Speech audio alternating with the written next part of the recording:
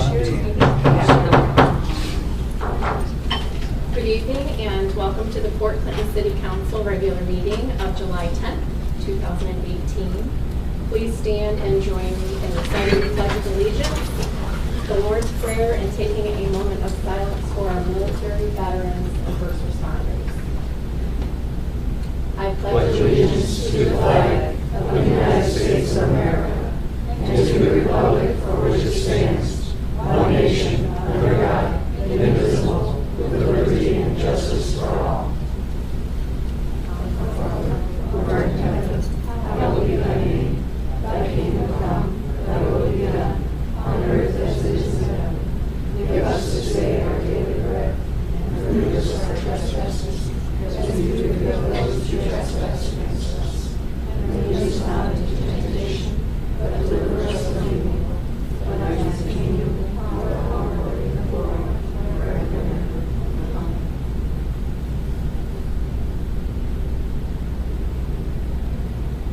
Thank you.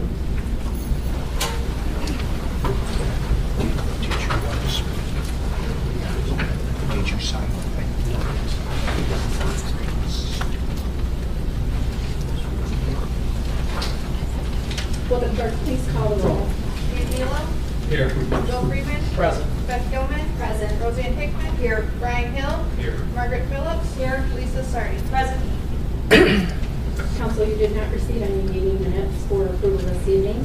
The chair notes that certification has been received regarding the compliance with the rules and notification of this meeting. To our guest presentation portion of the evening, and this evening we have State Representative Steve Arndt with us. Mr. Well, thank you for having me. I wasn't so sure that I was going to be at the front part of your agenda because I don't really want to interfere with all the work that you have, but do appreciate having the opportunity to sort of share a few things that's going on as well, maybe hopefully be able to answer some questions that you all have as well. There's been a couple of things that I think you might find interesting. House Bill 415. I'm not sure if you're familiar with that piece of legislation. That House Bill 415 is a fund that was set aside and passed to the side of the House. It's over in the Senate, and so I could use your assistance over in the Senate. What 415 does is basically it will take 50% of whatever is unencumbered at the end of the calendar year and then disperse that to local governments, counties, cities, villages, and townships for road improvements. And it will be based on centerline mile. And the other thing that I think will be interesting is there's no restrictions to this funding as it resides right now in the present House form. Meaning you can save it for major projects, you can spend it as part of your normal maintenance, or you can use it as a match for your public works issue $2. Very unrestricted. Just to give you an example of what that might look like as far as the statewide allocation is we are projected right now to be about $500 million above what our original revenue projections were, so it'll be about $250 million that can come back to local governments based on center lane mile. I think that's kind of an interesting concept to be able to help different communities actually to try to leverage those kinds of things, to be able to save it. So it's over in the Senate Transportation Committee. So if you would make sure that those senators over there realize that that would be an important and a great relief and assistance to municipalities, that would be a wonderful thing. As you know, I serve on the Finance Committee, and we were able to do $5 license tag tax for the counties. And we were not able to do such for municipalities or townships. And it became a very contentious issue in Columbus. And so this was our next best effort. We thought if we could not do that for the municipalities or the townships, we needed to do it for some other way to help the communities. To give you an example, my district is a very unique district. Ottawa County's population is 40,000. Summer months it's 150,000. Weekends it's 250,000. And we take a little community like Marblehead. I don't care how much we would raise that tax and license, they're never going to generate the kind of dollars needed to be able to maintain those streets. And so this is one of those other methods to be able to give you some additional revenue. I think it's one of those things that we're going to have to continue to look at how we properly support our highway system as well as our roads in the state of Ohio, because with the whole fuel efficiency cars, especially the hybrids, etc., the present formula that Ohio has used to support their infrastructure is just not going to be there for the long term. So at least on the interim, that would be something that I would appreciate your assistance on. Another piece of legislation that I've been working on, and I know I talked to you a little bit about the last time that I was here when we did the historic innovation zones and repurposing JEDs. If you're not familiar with what's happened in Washington, we now have opportunity zones. And so opportunity zones, any of those particular ones that we're always looking, trying to do, strengthen our local communities and our business districts. We have these different opportunities. Pick one of those scenarios, which makes best. I know you guys are doing the CRA, and so those are things that all work, and not any one of those are a perfect vehicle, so you're always trying to find what is the best vehicle. Well, I introduced a piece of legislation called House Bill 10, which is crowdfunding. And crowdfunding, that might sound kind of strange to you as to what is that animal. And crowdfunding is an interesting piece of legislation, because in the Midwest, other than North Dakota and South Dakota, every other state has crowdfunding, and Ohio does not as well. It was actually as part of the Jobs Act at the federal level, giving and allowing the intrastate crowdfunding. And what that basically does is, if you have an entrepreneur that has a great idea, but they're cash short, crowdfunding basically comes in as equity. It does not come in as a loan. So you've heard about angel funding and those kinds of things. Those come in as a liability because that is a loan. It's not equity. So crowdfunding actually allows community members to actually invest in business opportunities in your community that they know the individual and they like to be able to help them, but a loan doesn't help them because that's a liability. Crowdfunding comes in as equity. The other aspect of it does is, especially like Main Street programs, as well as some of these other zones that I've talked about, you can actually use this also for the public revenue aspect. So this is a little bit how it works. If you identify that you need to raise $1 million, we'll just say that for $1 million, you have 12 months to raise the $1 million. It's deposited in a local bank. Once you reach the $1 million in a business plan or the strategy that you were going to incorporate has been sold to the community and they invest in it, you got the $1 million, it's released and you go forward. You then have an obligation on a quarterly basis to show how that money is being spent, that you're actually working towards that business plan or that strategy that the community is doing. So many of these kinds of local matches, if you will, for some of these community development projects, especially Main Street. This is one of those things that Main Street is really looking at and was very supportive of, and that's why it passed both the House and the Senate unanimously. So it is a good piece of legislation that allows communities to be able to reinvest back into their community. One other piece of legislation I'm working on right now, and that is primarily for the small business community. You probably saw the Supreme Court just ruled that the sales tax, even though it's an internet sale, they need to collect the sales tax and remit that back to the community. That has been a challenge for a long time, and small businesses have always struggled with cash flow. So I have a bill that basically what it does is for those businesses that are $1 million or less, or considered a micro business, will go on a cash basis versus an accrual basis of remitting the sales tax. Now, some of you might not think that's a big thing, but depending on the nature of your business, it can be huge. Because the way it's written right now in the tax code, the transaction occurs as soon as the receipt is completed. Doesn't mean there's been money delivered, doesn't mean the service has been delivered. So to give you an example, I just purchased a couch the other day. It was a special order. It took 90 days to receive it. I put $125 down in payment in full once I took delivery. That vendor had to pay the entire sales tax as soon as they wrote that sales receipt and ordered that couch. So what would happen in 90 days if all of a sudden I found somebody else that had a couch that I was able to, and I didn't have to wait for the special order? Well, they can file for a refund, but now they're talking sitting on 6 months where the government has been operating on their money. And so for a small bricks and mortar business in Main Street, which I'm trying to support, this is a major, major win for them. 94% of the businesses in Ohio are considered $1 million or less in gross sales. So this bill would actually touch 94% of our small business communities. So it's another piece of legislation that we're trying to be able to continue to breathe life back into the community in Main Street. So with that, I thought maybe there might be some questions that some of the council members might have on me on a number of other big topic items. Maybe it might be Davis Bessie, it might be the bridge, it might be whatever.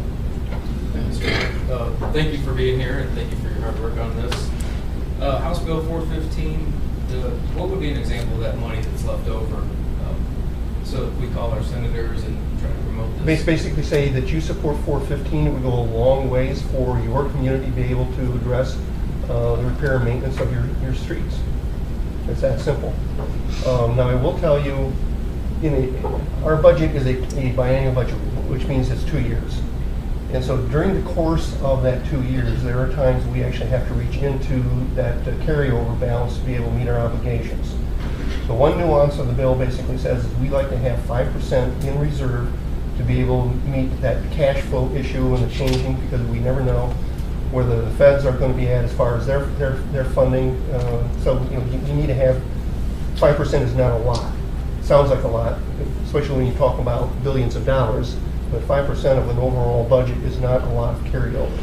So what we did include in there in order to be able to get it out of the House, because some of those were very concerned about, what happens if we had to reach in and we're now at 3% in our carryover. So at the end of that fiscal year, or the biennial budget, we will refill that 5%, and then anything that's left will be divided 50% to go back towards the local governments. So that will be the only nuance. So basically all you're saying is you support spending 50% of unspent funds after the 5%. And I don't think you even need to get into that level of detail. It's just that this is important funding for local communities to be able to maintain their streets. Thank you. Does anyone else have any questions?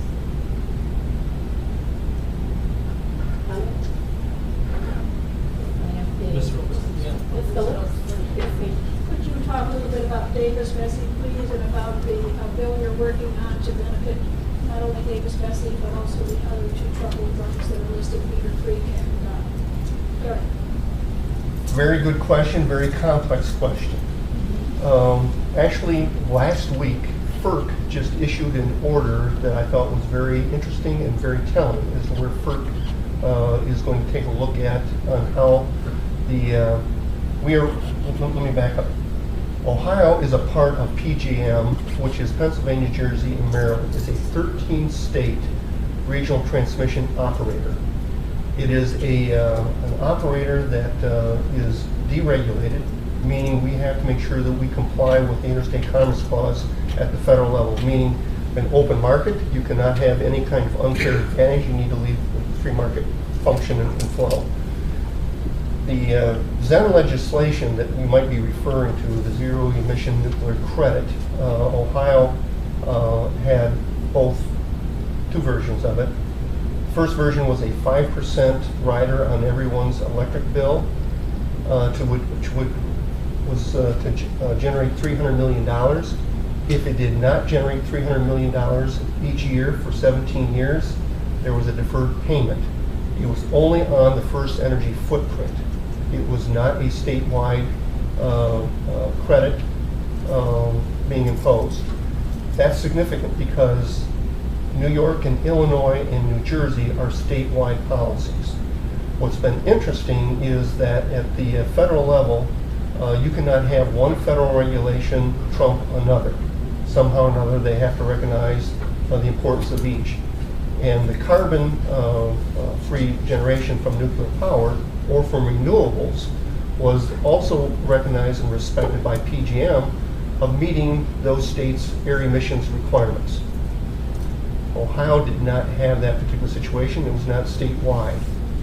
So that was somewhat troubling. And when I looked at the first bill of the $300 million, and then when they reduced it to $2.50 for a residential customer and a $3,500 cap for a commercial or business, I said, how do you do this on $180 million when you needed $300 million keep both plants viable. And what I found was, when I'm reading the bill, was there was no change in the amount of carbon credits that were going to be issued. And in fact, there was nothing that restricted or directed where that money needed to go. So there was no guarantee that that money could have gone to the Davis-Besse or the Perry plant, but in fact, they could have met the entire carbon credits with the Beaver Valley plant. And it would have been just strictly the First Energy customers would have been paying that rider. Now, the first bill with the 5% was very troubling for me because our second largest employer in Ottawa County, that would have been a $600,000 annual rider on their electric bill alone. And so while we're trying to preserve these jobs at Davis-Besse, what are we just doing now to these other jobs that also have to compete in a global marketplace, and did it violate the Interstate Commerce Clause? And I think clearly the answer was yes. So I actually introduced a resolution soon after that Secretary Perry sent a directive to FERC to modify the capacity construct and make sure that they recognize fuel security and resiliency of the grid and do a new assessment. Well, last week, FERC just issued an opinion and rejected PGM, who has submitted several different repricing proposals. And one of the reasons why I was very concerned about the ZEN legislation is because what PGM had, how do you preserve the Interstate Commerce Clause in a capacity market? So they came up with a two-stage pricing proposal. Basically said that if you bid in the capacity market and if you cleared, great. Now we're going to do a recalculation to see if that out-of-market compensation, such as that rider on your electric bill, did you still clear?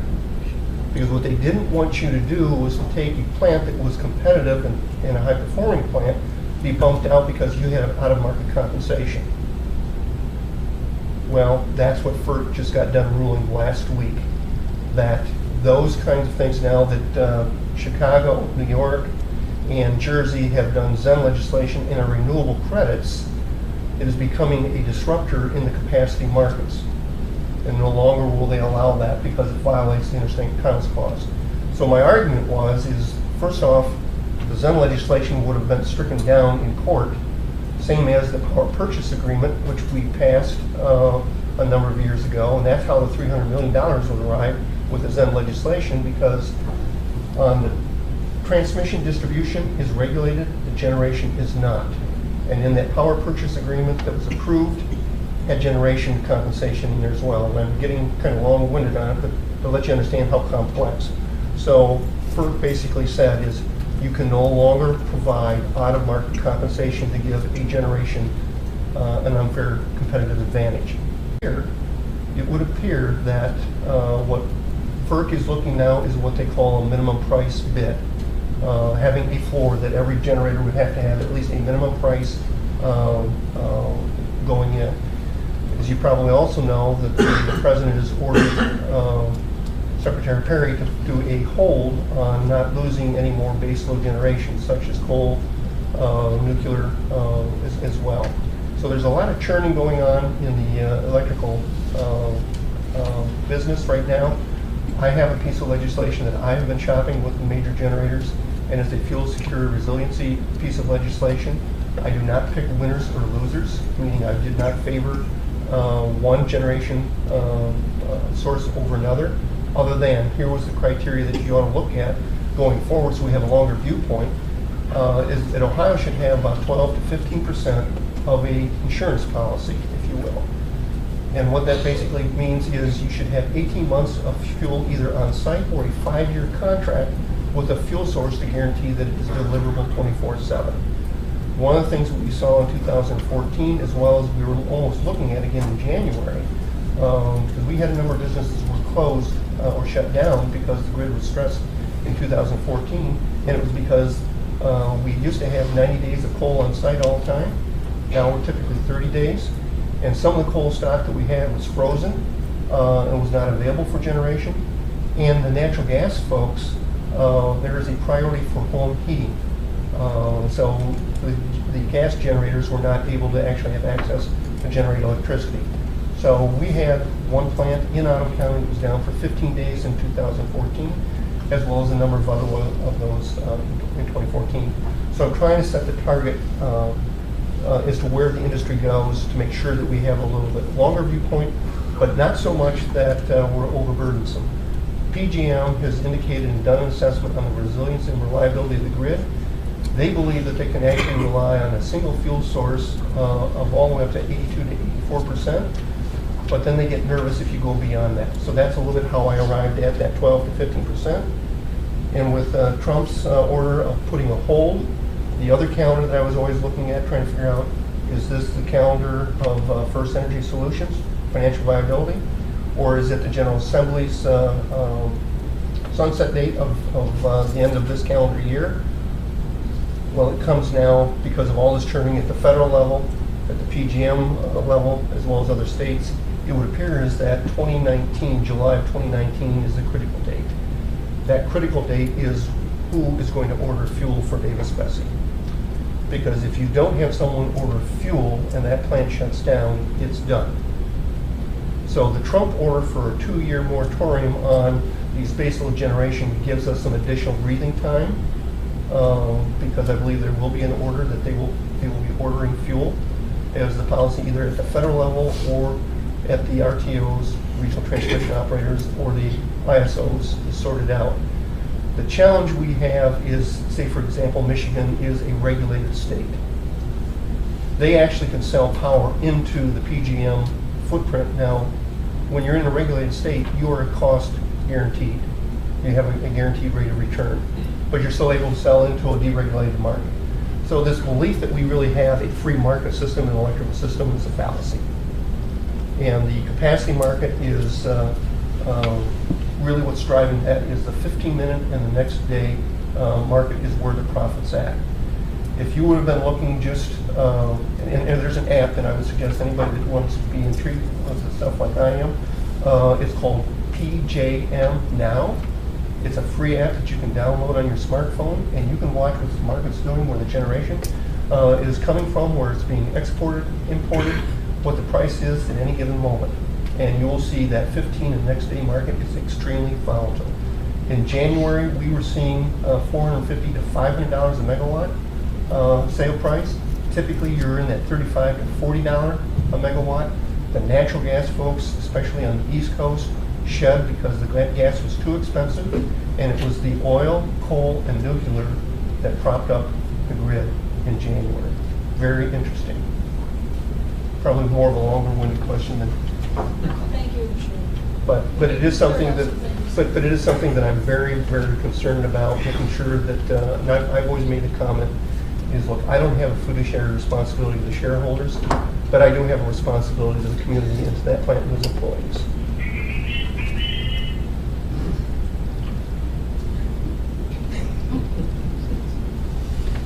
Thank you, because that is a rather difficult, that whole business with Davis-Besse is extremely difficult, and no matter what you read, you always get a different response from somebody else. Thank you. Mrs. Goni. Thank you, Representative Mark.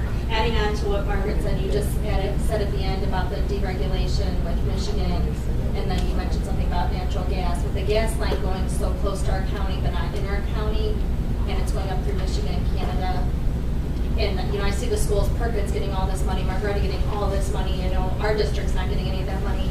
Does that impact our prices as well? I mean, is natural gas regulated, deregulated state to state? Is it the same type of things as energy, or? So I'm not too familiar with that. Actually, natural gas was the first utility to be deregulated. In Ohio is a deregulated state on natural gas. There are some states are partial, not all of them. So when you shop, especially with electricity, you have to be kind of careful as to not all states have the entire state deregulated, same as natural gas. Texas is a perfect example. Watching some of those things. I'm going to tell you, the natural gas folks, they know what their return on investment has to be.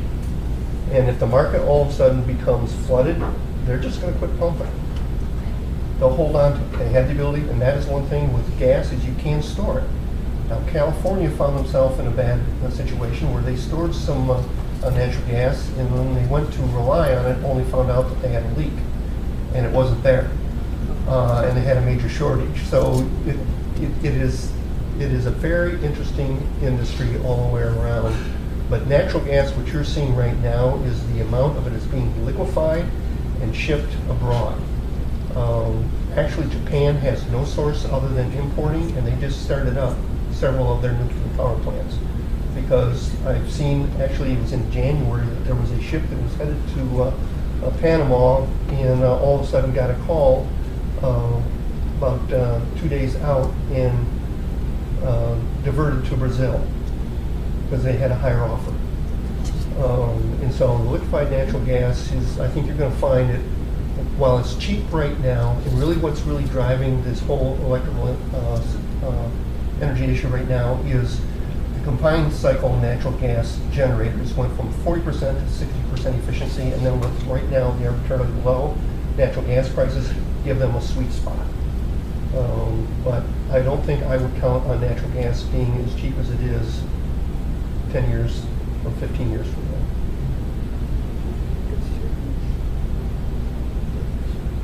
Mrs. Sardi. Sure, thank you for coming. Could you update us on the bridge? You know, I'm a resident of Port Clinton, and I have to deal with that bridge each and every day, or the lack thereof. I will tell you this, there's a good sign, and that is that the crane on the south side, you do not see a cable over the edge of that bridge. What does that mean? The alignment, we did a visit on site the other day, and I'm somewhat mechanically astute, and I have to tell you, I was very impressed and surprised at the complexity of that particular project.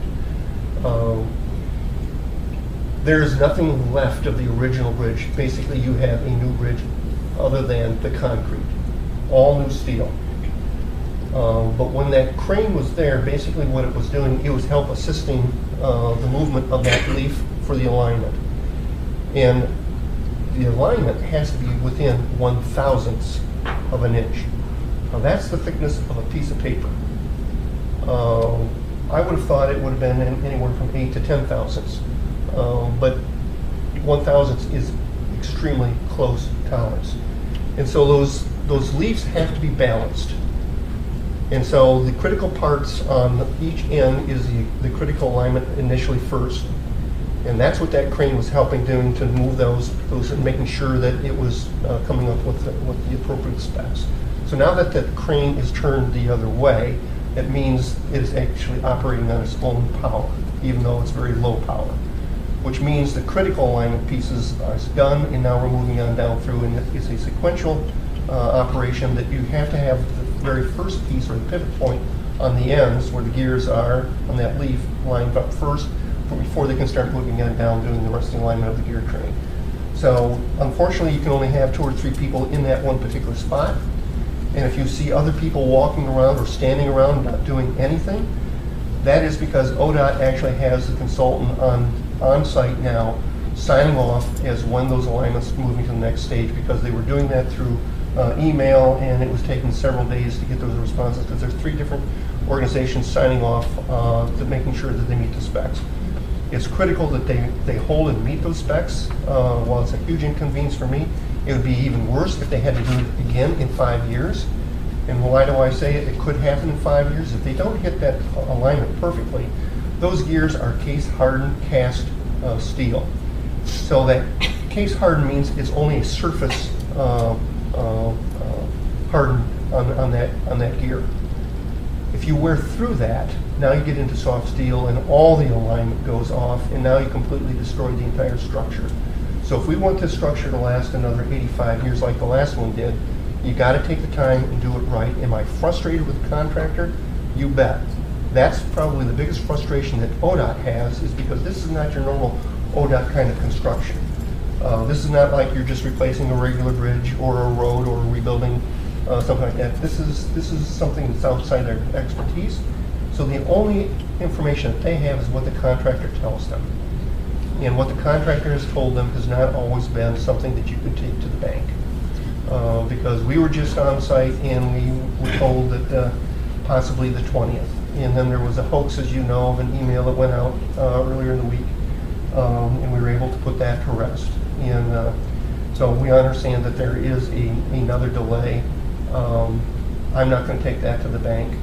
But it's very, very frustrating, and I will tell you that 2 projects that I've tried to stay on top on the best I can was the 269 slide and the lift bridge. And so the director has my cell phone, I have his, and when I see him call, I usually know it's probably not going to be good news, and a call he doesn't want to make, but he makes it. But it's to the point now, how do you tell the public with any kind of certainty of when that bridge is going to be operational? But the best thing I can tell you is the crane is the other direction, which means the critical aspect is done and we're getting closer towards getting completion. Well, I know originally they wanted to start this project 4 years ago, and they hadn't even started the parts, and that's why it wasn't started the year before it did start. So I mean, we could have been shut down this whole time if we weren't the previous administration and ODOT working together to try and stop it. It is frustrating. Yeah, we had 1 year delay even, and thank goodness for that, because it has been a major inconvenience. Thank you. Any other questions or comments? Open it to the public. Thank you. Open it to the public. Mr. Holman, do you have a question? I'm very upset with ODOT. They came here to a meeting telling us the project and said, we'll keep you updated. We haven't seen them since. This has cost the entrepreneurs of this city and the county a lot of money. Now, I would suggest giving them a tax credit or an interest-free loan from the money they've lost this year. Well, I will tell you this, there is discussion as to what's going to happen to the liquidated damages. Because there was liquidated damages on both projects. Now, we might not be able to direct that money towards the business community because it's very difficult, but there's got to be a way for us to be able to help the community back. I mean, anytime there's a construction project, it's an inconvenience and it costs the entrepreneurs. I mean, certainly just with the Main Street project that we had, there was a major hardship. And that's one of those things that you have to, when you do construction, there's going to be an impact. Whether or not we can do something like that, I'm not sure.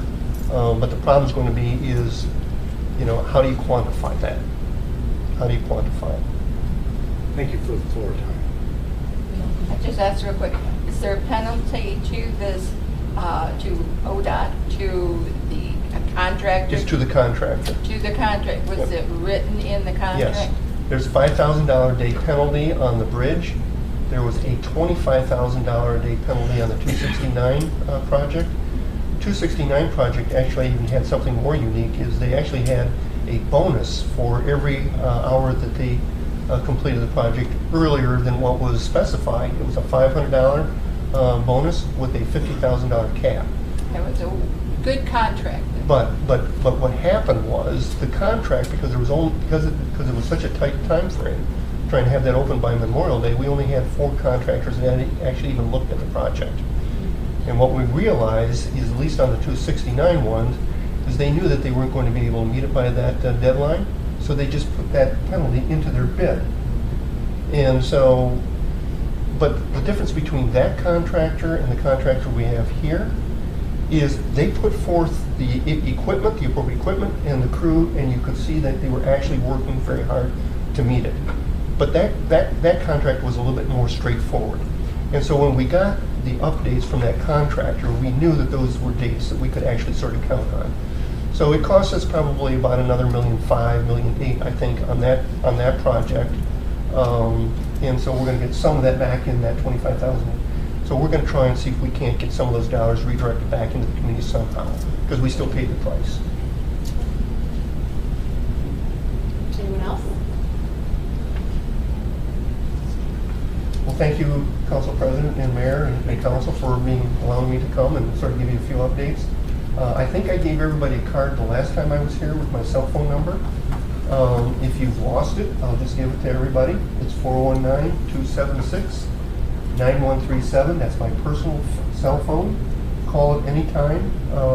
You know, as a former local elected official for 37 years, I know where the heavy lifting is, and I know that you are on the front lines each and every day.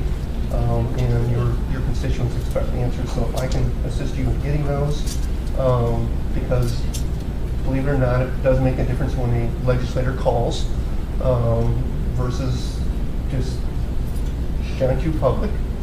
I'm happy to make those phone calls. Thank you. Thank you very much.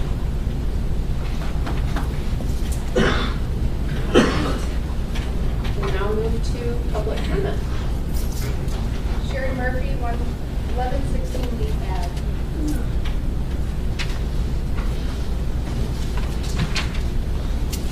All right, I'm talking to him, I think.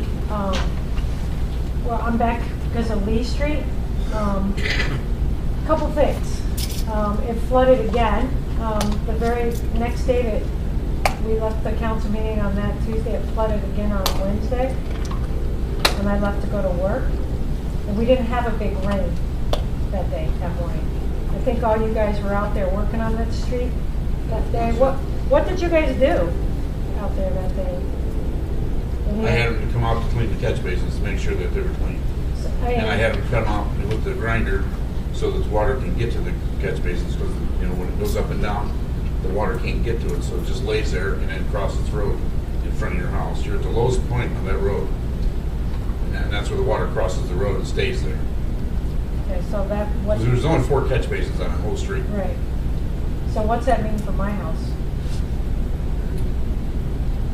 All it did was get the water out of the road. It's still gonna flood. At that The time. street's still gonna flood, right? No, it shouldn't. It shouldn't flood. Now you gotta remember, the water lake levels are high. Therefore, the pond level's high. If we can keep the pond level down, then we can keep the water going to the pond. You're talking about the pond that's at the Taft Hill? Yeah. Or behind the Taft Hill? That's where your water goes. Okay, so what is that big thing that's back there at that Taft Hill that looks like a big cement thing with a big motor in it? What's that That's do? a pump station. What's that do? It pumps water From where? from your street to the pond. Okay, because the last time we were here, we were told there's no pump back there, that it's natural flowing and it naturally Flow beyond that. flows Yeah. out into the bay or something. Flow beyond that flows natural. Okay, so that pump's working? Yes, it was just upgraded. So the Lee Street's never gonna flood again? Not gonna say that, Sherry, you know that. I mean, how much more, actually, how much more are we supposed to take on Lee Street? And wait, I was gonna say something too, when I was reading my deed over that, it says that the city of Port Clinton is responsible for the upkeep of the streets and the drains and stuff, but that's not being done. That's right, there's 3 of us that have it in our deeds, the 3 people, that I have it and 2 other people. I didn't get to check with everybody else.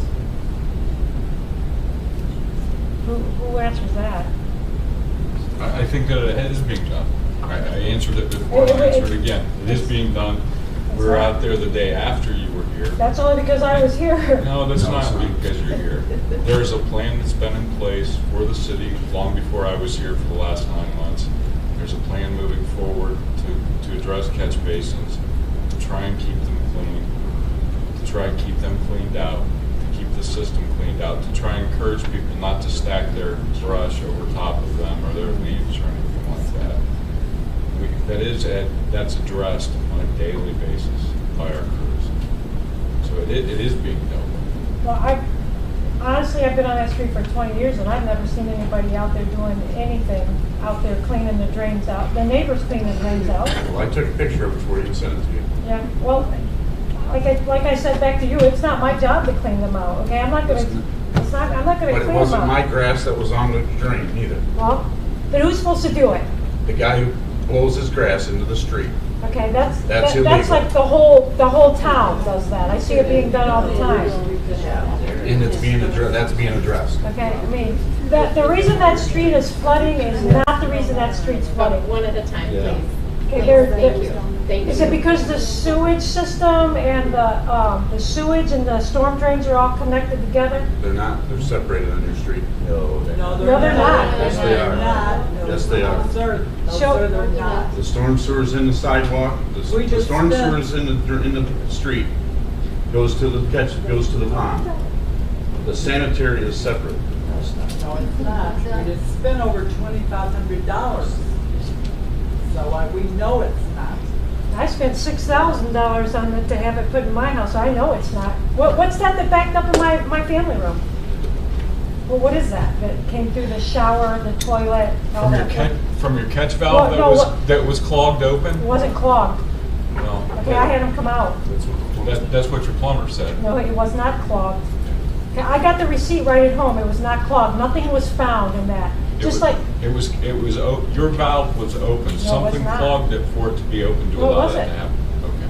Well, that's what. That's a what the bunch of double superintendent- talk, okay? I mean, who did you talk to? Who did you talk to? Were you out there when the company came to my house to No, check actually, my... that's the information that the wastewater superintendent who was at your home and spoke with you and that person regarding that being done. No, that's incorrect. I have the receipt right on the thing. Nothing was found, okay, in there. That's the information that was passed. Okay, just like you sat there last week and said that my sump pumps are draining into the city's drains, storm systems, and they're not. You told me that's the reason they're backing up, that 3 other people told you that my sump pumps were connected to the city's No, I storm didn't say they sewers. were connected. They flow out. They do not. That's neither here nor Yeah, there. it is Okay. neither here nor there, because you keep going around the bush here to why Lee Street keeps flooding, and I am tired of it, and so are the rest of these people. Yes. I mean, it's time that gets fixed. I mean, we've been dealing, I don't know how long some of these people have lived there, but 20 years, I've had enough. 50. 50 years.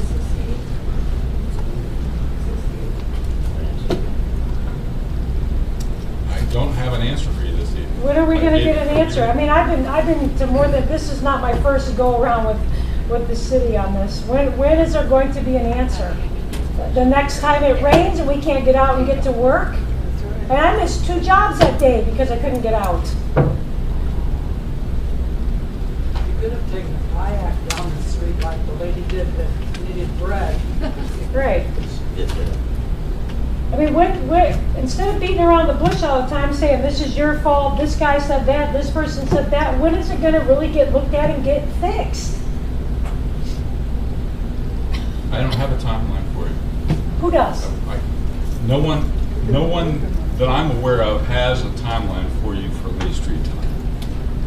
I mean, I certainly do it not. should be on the top of the list as far as I'm concerned. All of the flooding issues are on the top of my list. All of them, not just. I don't consider that a flooding issue that we had. That's a sewage backup system problem to me. That happens. It doesn't have to be a rain like we had that day. It did it the very next morning, and the rain was nowhere near what we had that day, that whole street flooded like that. And if it rains tonight, that street's gonna flood, and all those basins are clean.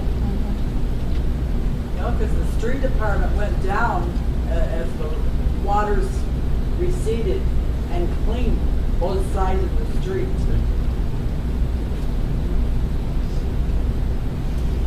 So no answers?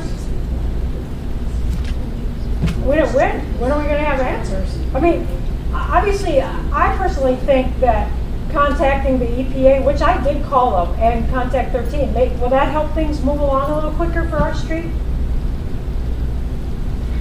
I don't think that it will, and you certainly don't think that it will. What will? I have an engineer's estimate for your street. Yeah? It's $1.2 million. Hey, and get it done. Write the check. Why? What does our taxes go for? We don't have to pay that. I can, it's non-accessible street from Port Clinton. I can't get a grant to help me. And you know the city don't have $1.2 million to pay it. We don't have much What do industry. they expect us to do? Can I ask Our why parks are you gonna be can't get a demolished. grant? Why can't you get a grant? Because it's a street that doesn't serve Port Clinton. It's a dead-end street. It's not enough traffic count on it. There's no traffic accidents on it. And you gotta- I've done contracts when I worked for the county. It never said how many people were going to use it or how many people that In a subdivision, it will. So us as residents on Lee Street, basically what you just said, don't matter.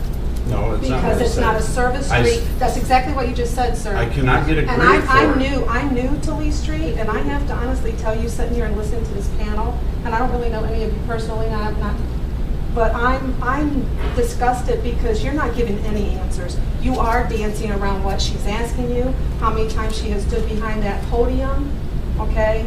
It's ridiculous. What does tax dollars cover? Those streets, you could lose a tire in them, okay? Right.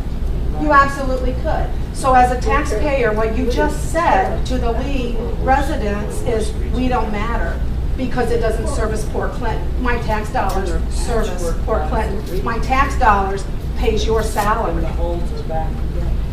I have a question. When Taft Street was redone, because their sewer system, I believe, collapsed or whatever, how come, do they have more I have people? no idea. What do you Well, The when- mayor lived on The that. mayor lived. The mayor lived on that street when that street got done. Yeah. Did you move to Lee? He tried.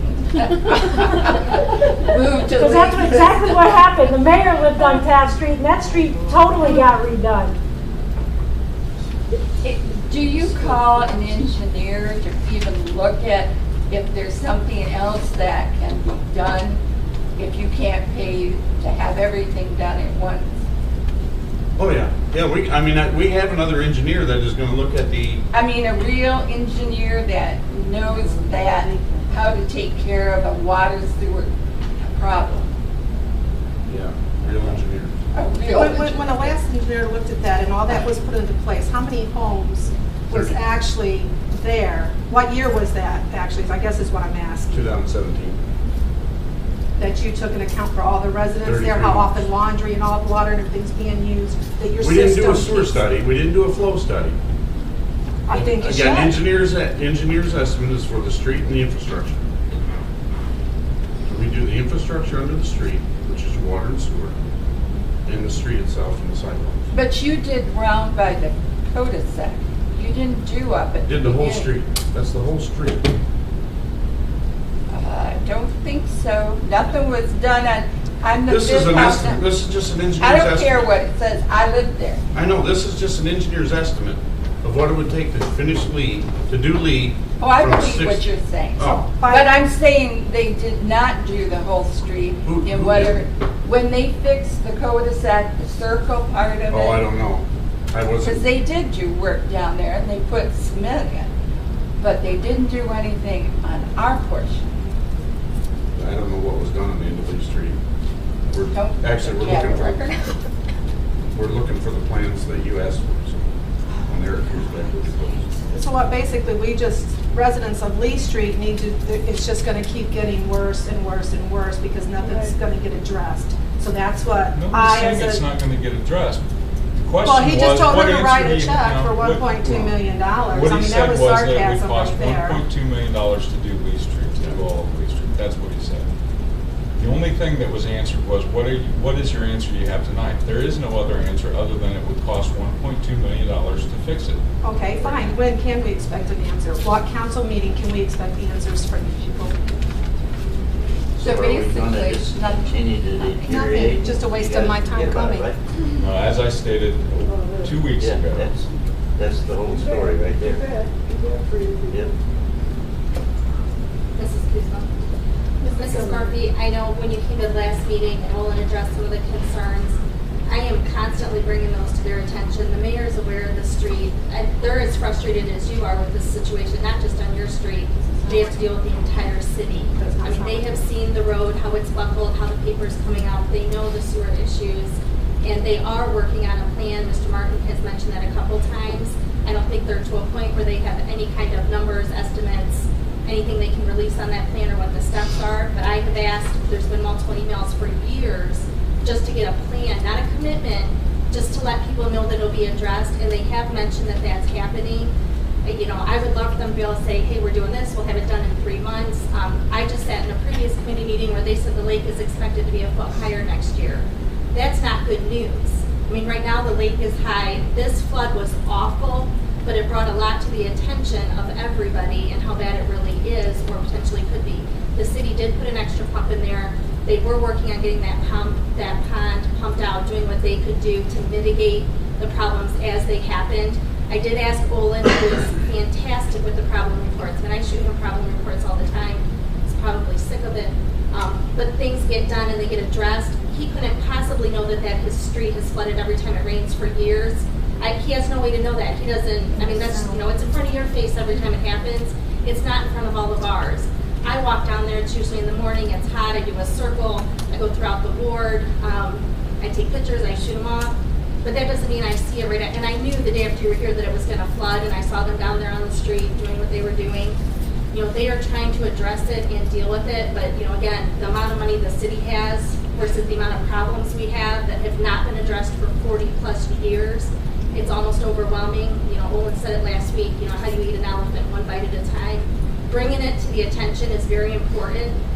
Every time it rains, if a problem report is done, and I asked him to look and they haven't been done, if it floods when we've had a 1/4 inch, and it's what do you consider a flood? If the street drains in 24 hours, that's not a flood by flood standards. It's not good. Your house may back up, and I know he asked your sub pumps, where do they go? Where do everybody else's go?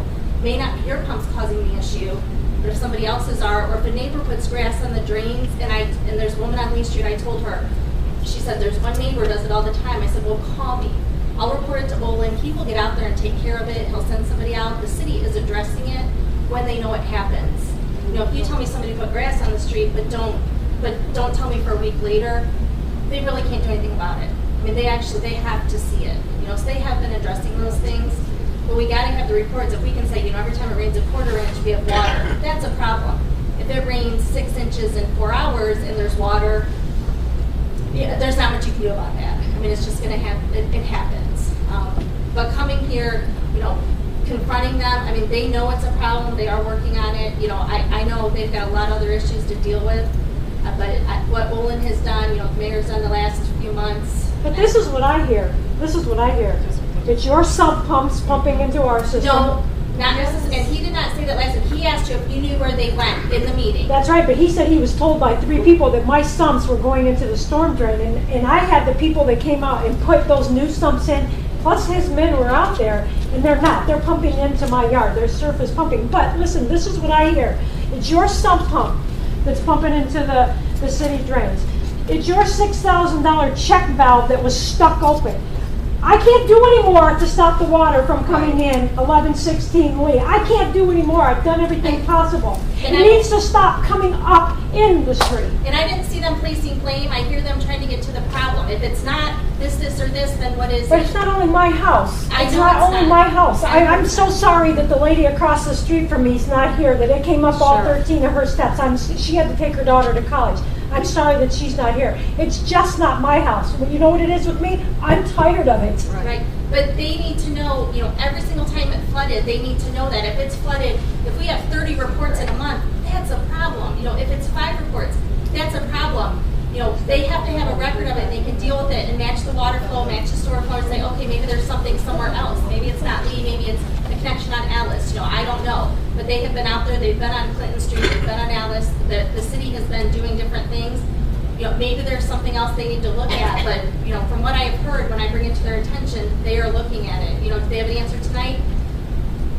No, they don't, but I have no doubt that they're continuing to look at it. I've been coming here for the last 10 years, and it's still the same thing. I've been through, 4 mayors on this water backing up at my house. Right, which is frustrating, but the system they have now, and Mr. Martin can tell you, the problem report system he has with the database is the best I have seen. And that may be just my perspective, because when I tell them something, it at least gets in a list somewhere and somebody's addressing it. And there's documentation, and I am big on lists and documentation. We can pull it up, so 5 years from now, 10 years from now, when administration changes, that is somewhere.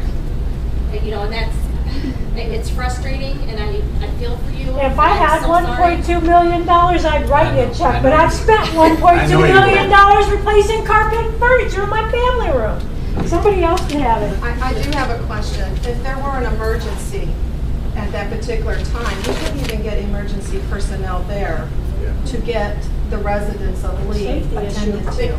I mean, it is a safety issue. It's a safety issue. And you said, you know, the city of Port Clinton doesn't have the money. Where is all the money being delegated at if there's nothing to repair? A lot of our streets are in bad form.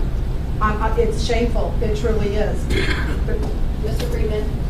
Ma'am, I don't disagree with you at all about it's shameful where the city's at. But you also have to recognize that she came in here at the last council meeting, and since that last council meeting, there's been people on her street. They've been looking into the issue. They're not ignoring it. They've actually been down there working on it. All right. It's That's something, you know, past administrations have let the city go a long way. Yes, they have. And you've got an awful lot of money and infrastructure that has to go back out. So what's the solution? Do we put out a tax levy and put that on the ballot? Our tax dollars hasn't covered any of it yet, so why should we pay more taxes to the city of Port Clinton And I to agree do with away you, with but it? I live on 6th Street where I have brand new sewers and I still have flooded basement. So it's not just one street, it's a lot of them. The city doesn't have the money to just fix everything at once. The problem with that street is when it was put in, the engineering was not good. It was a bad, since it was put in, it's a bad street. The sewers are bad. The city, I think 2 years ago, spent over a month trying to clean out the sewer on the other side of the street where the sewer is, under all the trees. They could never get through the whole thing. We ended up, between the two of us, we ended up spending $6,000, and it wasn't our problem, it was over across the street. We almost went across the street, we tore up part of the street, and we had to pay for it. The trees is what's clogging the sewer systems. They're running right on top of the sewer. They can't I just just have break one. them off. So Can't you got you have a fire, plan of someone action? come in. Mrs. Pipoli? That's, The second, or the second comment. Dolores- This evening, please. Dolores Waters, 904, sorry, Dolores and Walters.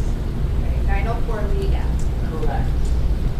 Deb, could I have a phone number that I can call you? Yep, it's 419-341-9465. That's my cell number. And then my phone number is on the city website, my phone number. Okay. My concern tonight is Monroe and Alice. We need a four-way stop there instead of a two-way stop. Because when you turn off of Madison onto Alice and come to Monroe, this pine tree, they cut the branches, bottom branches on the pine tree, which helped. But then 3 o'clock comes and you've got traffic. Our cars parked along Monroe there. it's the little stop sign. And you cannot see traffic coming. You gotta get out in the street, and then it's too late here, it's gonna get hit. And the school kids, they have the same problem. That's Monroe and Alice, right? Monroe and Alice. It could be a three-way stop or a four-way stop. Monroe 6 is a bad spot also. Somebody's going to get hurt there because people park at the end of the street, and when you go to turn in, there's people coming down. There's no room for cars to go. It's both sides. They need to have parking on one side on that street because there's a lot of little kids on that street also now. We're not there years ago, and it's a bad situation. I try to avoid it every time I can, except my son lives on that street and I have to go down that. But that street is horrible. I've complained about it several times, and they said that they were going to have somebody look into it.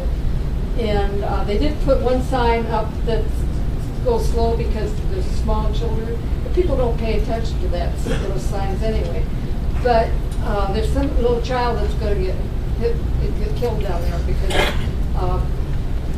I know coming out of the driveway, when I come out of my son's driveway, I get out and I look everywhere to see if there's a kid coming down the street because there's so many little ones.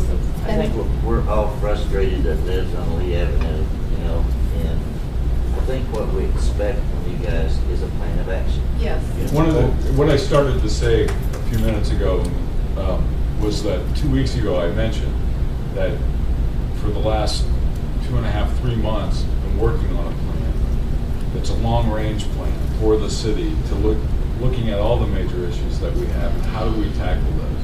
And that's when I said, you know, how eating an elephant one bite at a time.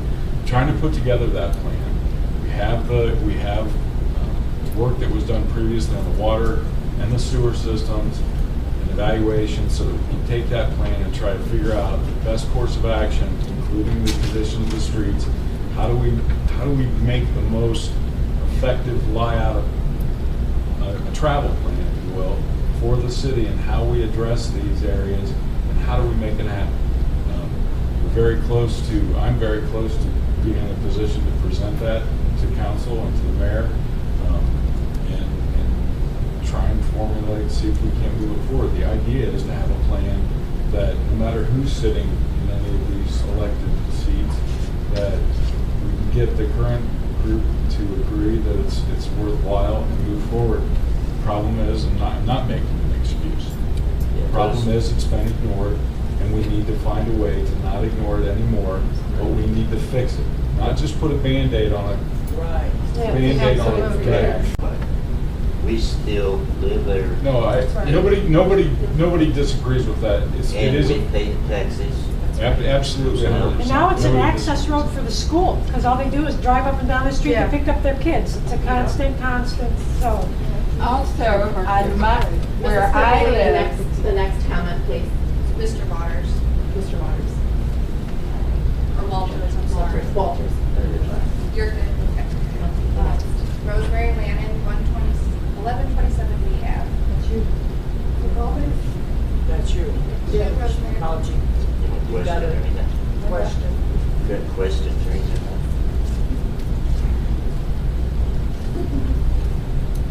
It's like riding a fucking Bronco to go down our streets, I'll tell you.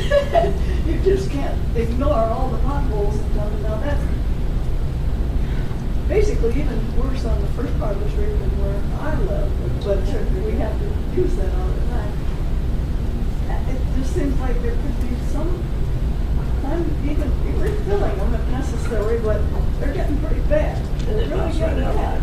Couple days, fill it. Yeah, It's only the last days, a week or so it's gone. Right now, I'm pulling back on my driveway and I have to stay in the left lane going ugly to Alice because there's a pothole in the middle of the road. Not that deep. Yeah, and I lose a new tire if I didn't stay go around it. I'm going to Sorry, and I think what they're trying to do is, again, when that's happening, call City Hall to fill out a problem report, because unfortunately, they're working and they can't drive up and down each and every road. So when you see something like that, if you or if you contact Mrs. Gilman, she'll know to take a picture of it. She'll send it to them so they know exactly where it is. Because you're trying to back out of your driveway every time you have to zigzag to get around it. But if the more, like Mrs. Gilman said, the more problem reports and that they know about. But if you just keep it yourself and talk amongst yourself and you're not telling the city, they don't know what's going on. They come and fill it up 2 days later. We are, you're right, and Yes. I will say that you're absolutely right. That's the problem, and it's the problem with the way it was constructed previously. The first week that I was here 9 months ago, I was on your street. So the fact that nobody's been on your street, I was on your street the first week I was here with Mrs. Gilman as we rode through her ward. And I personally was out there and I cut part of that, whatever cloth it is in that system that they thought was going to be effective for your street. It was terrible. We are working asphalt this week, and we are trying to address potholes, and that your street is on that list. Unfortunately, it's part of many places that need attention, but we're trying to, one of the things we're trying to do is prioritize where are the worst, where are the next worst, and so on. And we're not ignoring it. I assure you we're not. I want to say one thing about in front of my house. For the last 6-7 years, I've called the city 3 times because next to my driveway, and there's a telephone pole there, the dirt is disappearing. And they have come out graciously and put new dirt. But where that dirt is going is it's flowing somewhere. I'm wondering if that could be part of our drainage problem. What is your address, ma'am? 912 Lee.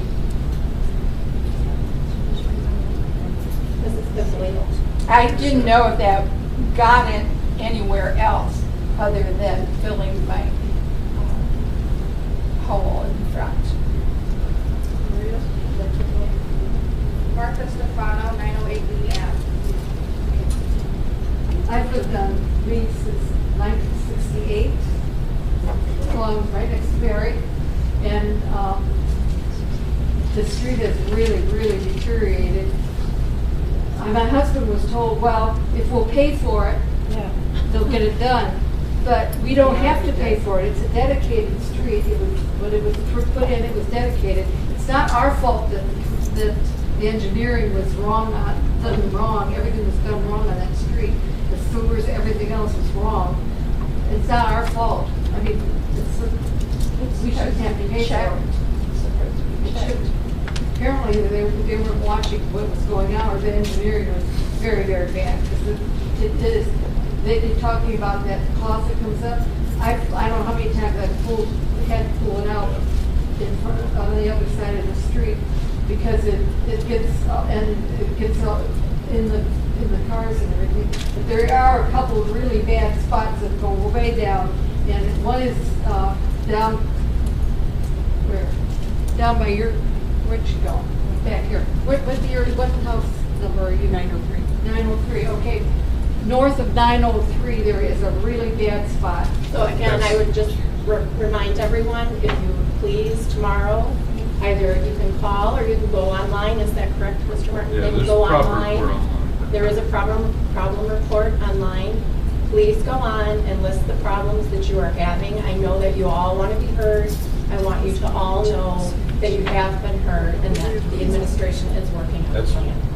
Martha, that's where the mud's coming up to the road. Yeah. Yeah.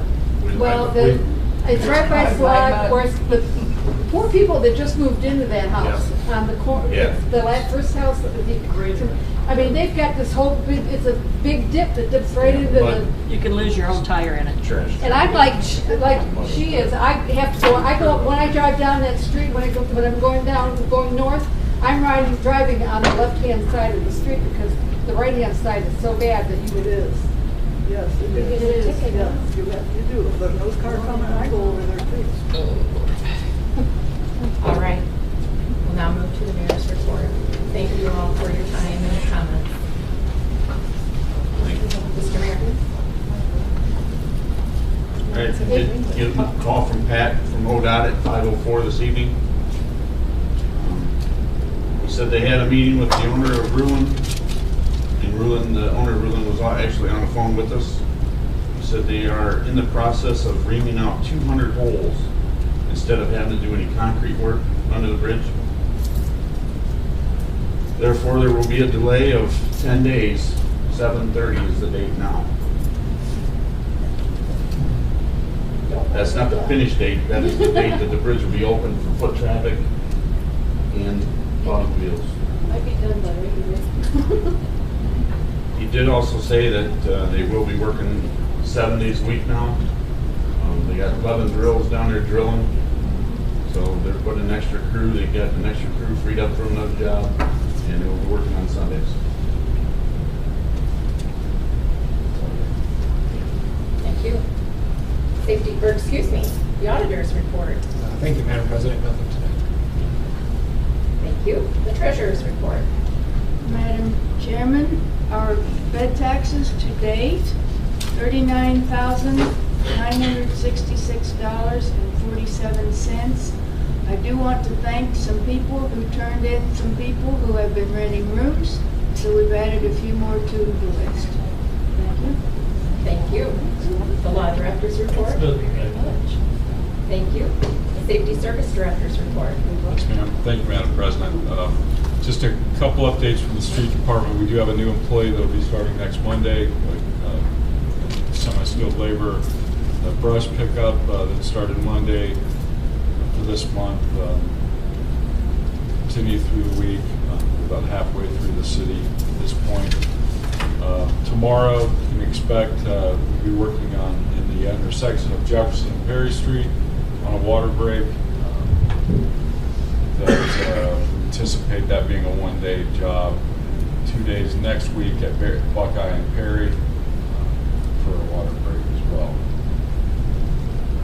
We have a job scheduled probably for the last month, and we'll post these on Facebook and through the Twitter account, get the information out. But also the week of the 30th, the alley behind Mary's Blossom Shop, we'll be doing water line repairs there as well. Meeting this week with, we'll be opening the bids Thursday for the Fremont Road paving project. An update with regard to the waterfront walkway project. The design negotiations are still underway, and we've not received, we're still waiting on the submission from the company that's negotiating that. Last, we're looking at the, we meet with ODNR's coastal management folks through a contact with the Corps of Engineers from the Wetlands Project to look at the erosion and damage that we've received from the extensive nor'easters and flooding to the shoreline to do an assessment and evaluation on the city beach and park to move forward there as well. I have nothing else to add. Thank you. The police chief's report. Yes, thank you. I am pleased to announce that Devin Woods and Amy Pugh were recently offered jobs and accepted them with the Portland Police Department, and both Devin and Amy will be sworn in later this month. Thank you. That is all, Madam President. Thank you.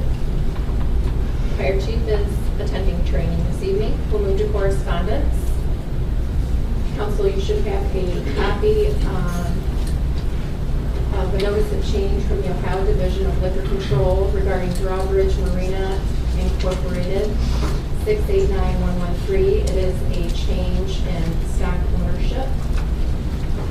Madam President. Mr. Bealow. I move to waive council's right to object to the hearing. A motion to waive the right.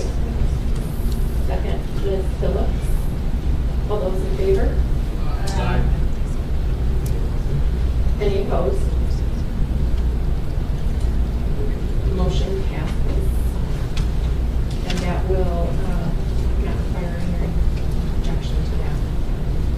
Council, you also received the auditor's month-end reports dated June 2018. Do I have a motion to approve the correspondence? Mrs. Sardi?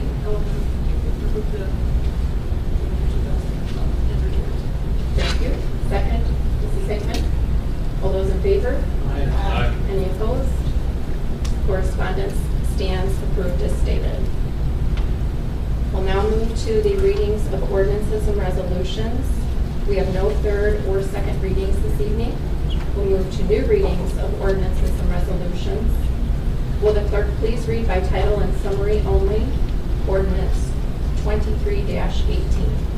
Ordinance 23-18, an ordinance authorizing and directing the Safety Service Director to enter into an assessment agreement or management professional contract with Utility Service Company, Inc. for the maintenance and repair of the city's Jefferson Street elevated water storage tank. Does council wish to take any action on ordinance 23-18?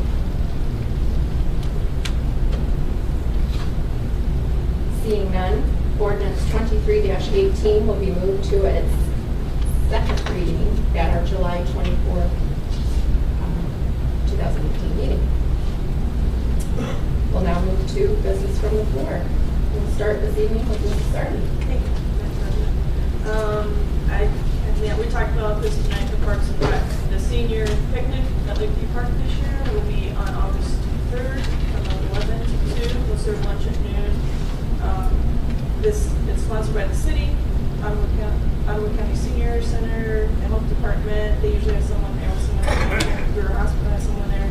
Usually do blood pressure and stuff. Nidecker, Levesque Crosser does the ice cream, and Edgewood Manors also sponsors it. It's a nice event. City employees usually cook the food, so it's very nice. If you haven't been, you should attend. If the weather's bad, they will move it to the 33 Park Drive. Since I've been hopping in 8 years, I think last year was the first year that we haven't been able to do it. It's usually a little warm, but They use extra music and some other stuff there. That is all.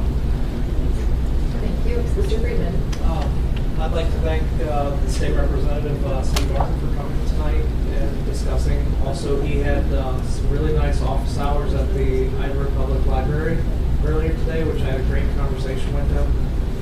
Just kind of filled me in on some stuff that is happening, that he has some great information to spread. One of the other ones that I did want to put out there, for people who had insurance but wasn't covered for some of the flooding damage, you might want to reach out to Fred Peterson with the Ottawa County EMA, because currently the number that Steve had given me earlier was somewhere around $15,000 to $20,000 worth of damage that was uninsured, which doesn't meet any levels to getting state funding as far as trying to get some replacement stuff. I feel that that number is probably way low, and maybe just people are not reporting that to it. And I think maybe that might help some people. I got a phone number for him. If anybody would like it, it's 419-734-6700. And that's all I have tonight, Madam President. Thank you. Mrs. Hickman. Nothing tonight, Madam President. Thank you. Thank you. Ms. Phillips. Thank you, Madam President.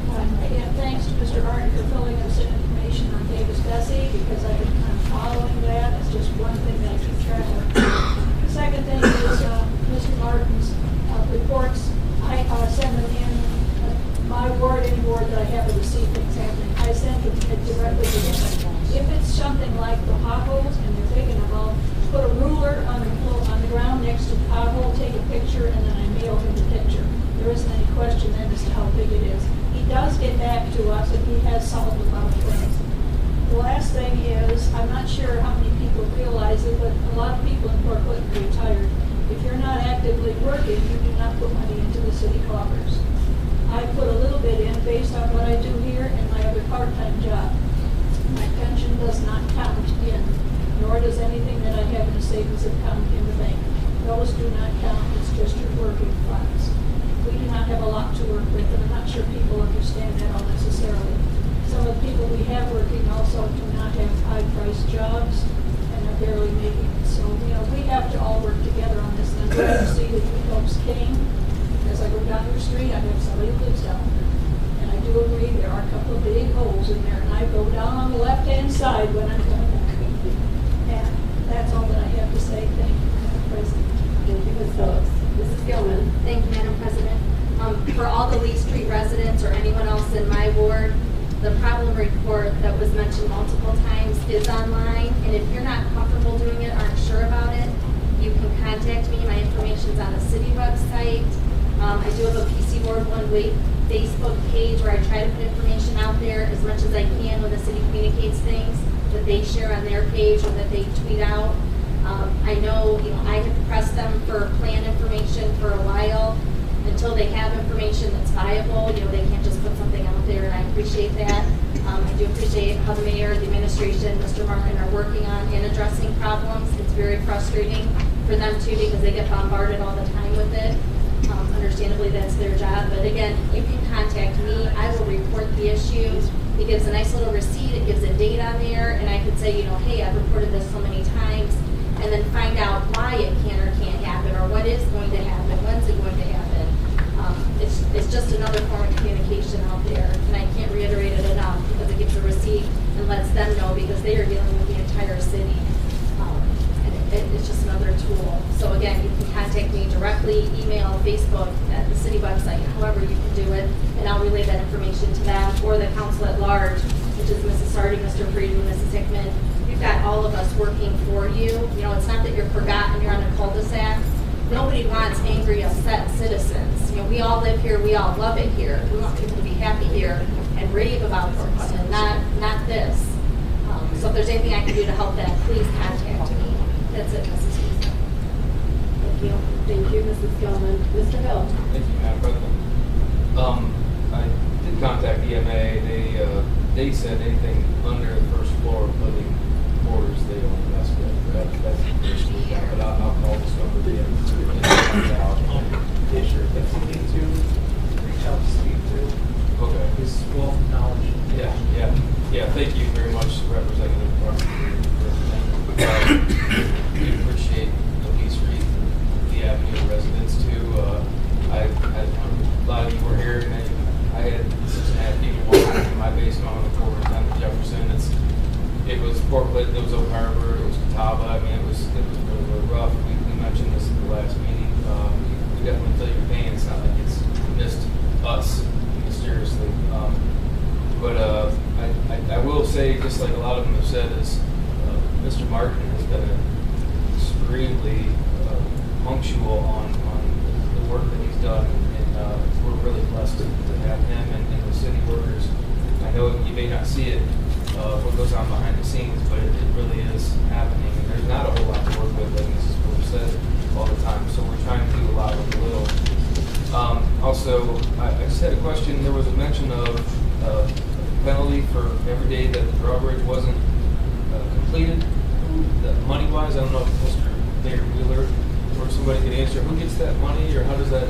It's liquidated damages. It actually comes off of the bid price, Steve. Really what will happen with it, that money will go to central office, is where it will go. And of course, that'll be negotiated back and forth. There's going to be arguments as to what was the appropriate amount. So that'll be a negotiation process. But Senator Gardner and I are working, trying to see that the central office understands the economic impact that we've had, that money has to come back some way. So it doesn't necessarily go back just to Bowling Green or District 2 ODOT. It goes back to central office. Yeah, that's what I was wondering. So it could be bringing back certainly to the businesses that have been affected mostly by it, or at least something like that. So Jonathan, will you please put the pen down for a second? I don't know. We have a number of projects that have happened through the years that ODOT is always looking for a local match or a local share in order to move your project up the list. How much local dollars are you going to kick in? Well, Senator Gardner, we believe that our community just kicked in an awful lot. And so what we need to be able to do is making sure that they're not hitting local subdivisions, whether it's the county or the city or a township, to put money into a project to move it up back in. We need to move some of our projects up that list. One of the projects that I have struggled with for years and years and years was State Route 53 off of Route 2 to the Causeway. At one time, that was supposed to have a third lane. We were supposed to have all kinds of things. It's never materialized. But if you saw what happened out there with the 269 closure trying to get on or out of on 53 and that state road intersection, there's been some discussions we've had with the local business owners and the local elected officials on how do we address that. That might be a project that they ought to be redirecting some of those dollars and moving that project with a little bit more seriousness to help us all, because we are dependent upon every lane of pavement that we have during the summer months.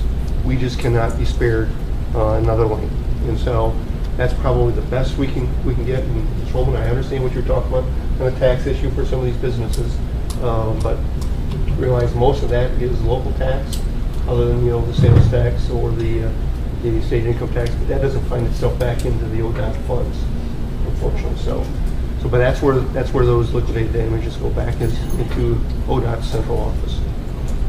Thank you. Brian, I am putting together an estimate for Representative Martin and Senator Gardner as to the condition of Route 53 due to the excessive traffic because the bridge has been closed. Yeah. Fremont Road, sorry. Okay. Thank you guys. Mr. Vila. Nothing. Seeing no further business, Madam President, I move that this August body adjourn. Second, Mrs. Sardi. All those in favor? Aye. Any opposed?